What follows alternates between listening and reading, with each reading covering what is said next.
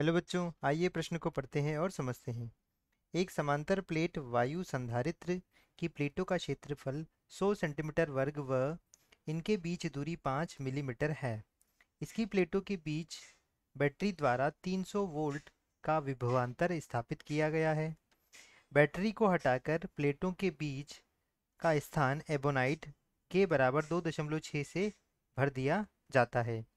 ज्ञात कीजिए पहला भाग प्लेटों के बीच नया विभवांतर, दूसरा भाग संधारित्र की प्रारंभिक व अंतिम धारिताएं तथा तीसरा भाग प्लेटों का प्रारंभिक व अंतिम आवेश पृष्ठ घनत्व।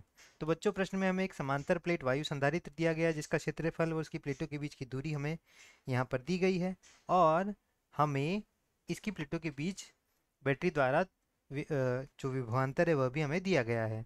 बैटरी को हटाकर यदि हम प्लेटों के बीच में एक परावैद्युतांक एबोनाइट भर देते हैं जिसका के बराबर 2.6 है, तो हमें प्लेटों का विभवांतर, संधारित्र की प्रारंभिक व अंतिम धारिताएं व प्लेटों का प्रारंभिक व अंतिम आवेश पृष्ठ घनत्व ज्ञात करना है।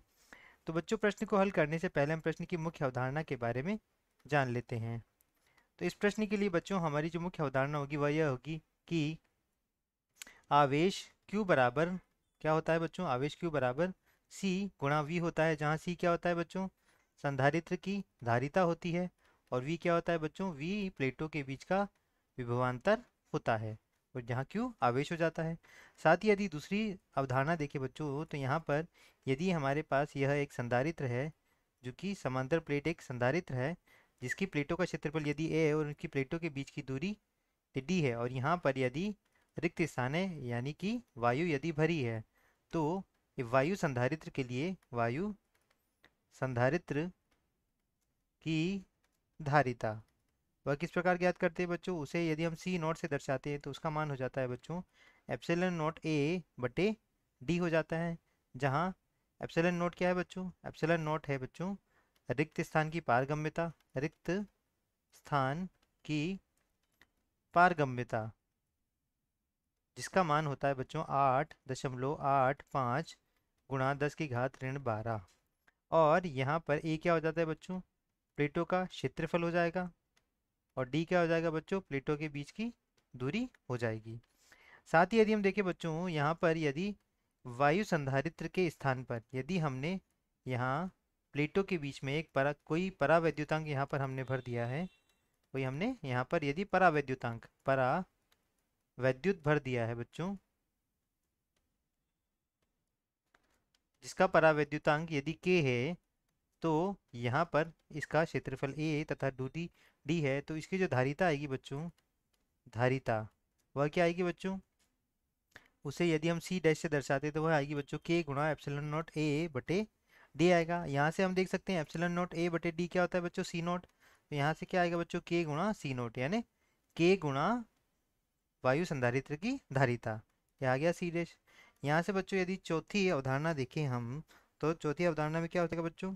यहाँ पर जो यहाँ पर आवेश पृष्ठ घनत्व होता है, आवेश पृष्ठ घनत्व, उसे हम कैसे ज्ञात करते हैं बच्चों? उसे ज्ञात करते हैं जिसे हम सिग्मा से दर्शाते हैं, सिग्मा नॉट से। तो सिग्मा नॉट का मान हो जाएगा बच्चों यहाँ पर Q बटे ए, जहाँ Q क्या होता है बच्चों? आवेश होता है और ए क्या हो जाता है बच्चों? प्लेट का क्षेत्रफल हो जाएगा। अब हम प्रश्न के हल की तरफ बढ़ते हैं। सबसे पहले हमें प्रश्न में जो चीज़ें दी गई है हम उनको बारी बारी से लिख लेते हैं। प्रश्न का ये हल हो जाएगा बच्चों। हमें क्या क्या दिया गया बच्चों?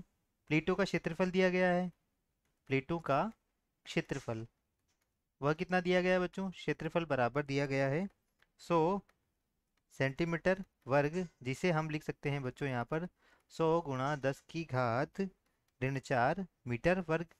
प्लेटों के बीच की दूरी, दूरी डी बराबर हमें दी गई है बच्चों 5 मिलीमीटर, जिसे हम क्या लिख सकते हैं बच्चों?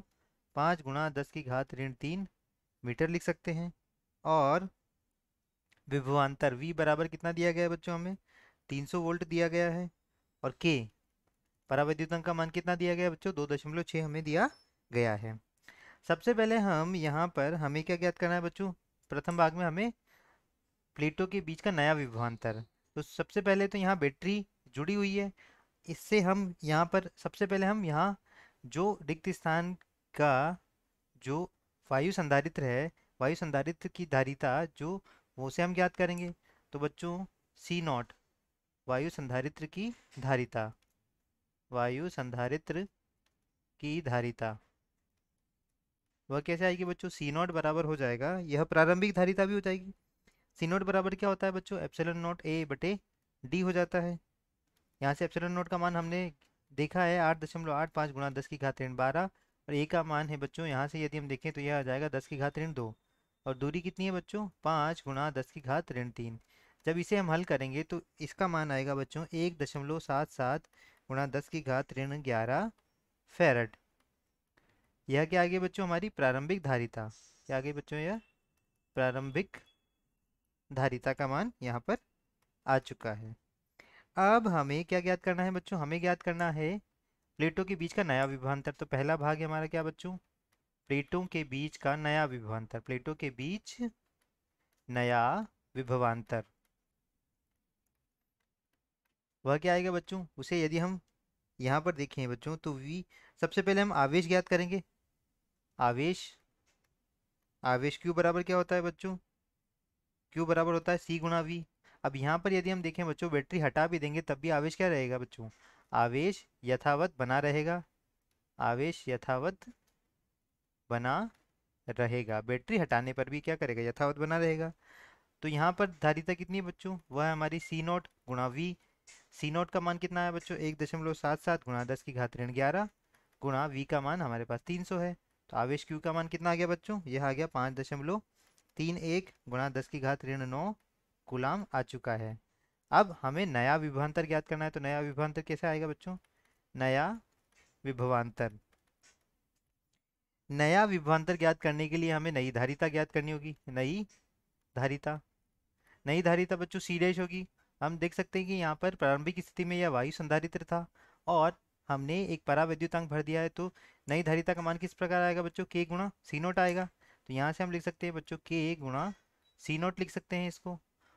तो नया विभवांतर वी डैश, वह क्या आएगा बच्चों? वह आएगा क्यू बटे सी डैश आएगा। क्यू का मान यहाँ से हम देख सकते हैं बच्चों कितना होगा? सी नॉट गुणा वी होगा, बटे सी डैश का मान कितना है बच्चों?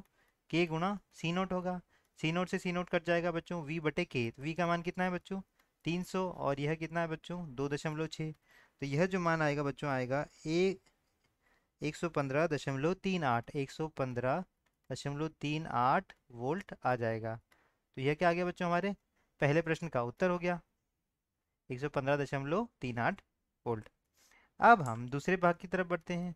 दूसरे भाग में हमें क्या ज्ञात करना है बच्चों? यदि हम देखें यहाँ पर तो हमें दूसरे भाग में ज्ञात करना है संधारित्र की प्रारंभिक व अंतिम धारिताएं। तो यहाँ पर प्रारंभिक धारिता तो हम ज्ञात कर चुके हैं। तो संधारित्र की प्रारंभिक धारिता, प्रारंभिक धारिता वह क्या है बच्चों? वह सी नॉट के बराबर है 1.77 गुणा कितनी आई बच्चों? 10 की घात एक ऋण 11, 10 की घात ऋण 11 फैराड आ जाएगी। नई धारिता क्या आएगी बच्चों? नई धारिता वह क्या आएगी बच्चों? सी डैश बराबर के गुणा सी नोट हो जाएगा, 2.6 गुणा 10 की घात ऋण 11 फेराड हो जाएगा।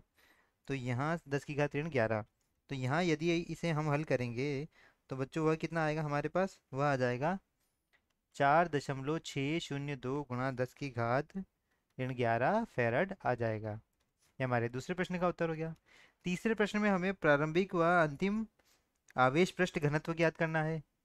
तो यहाँ पर आवेश यथावत है और क्षेत्रफल भी यथावत है। प्रारंभिक व अंतिम आवेश पृष्ठ घनत्व, आवेश पृष्ठ घनत्व वह क्या आएगा बच्चों? दोनों समान रहेंगे। तो वह क्या होगा? उसे हम सिग्मा नोट से दर्शाते हैं, बराबर होता है क्यू बटे ए। क्यू यथावत रहेगा तो क्यू का मान कितना है बच्चों? 5.31 गुणा 10 की घात ऋण 9 कूलाम बटे ए। ए का क्षेत्रफल कितना है बच्चों? 10 की घात ऋण 2 मीटर वर्ग। तो यह हो जाएगा बच्चों 5.31 गुणा 10 की घात ऋण 7 कूलाम प्रति मीटर वर्ग, कूलाम प्रति मीटर वर्ग। यह क्या आ गया हमारा बच्चों? यह हमारा पृष्ठ घनत्व आ चुका है। तो ये हमारे प्रश्न के उत्तर हो गए। आशा करता हूँ आपको समझ आया होगा। धन्यवाद।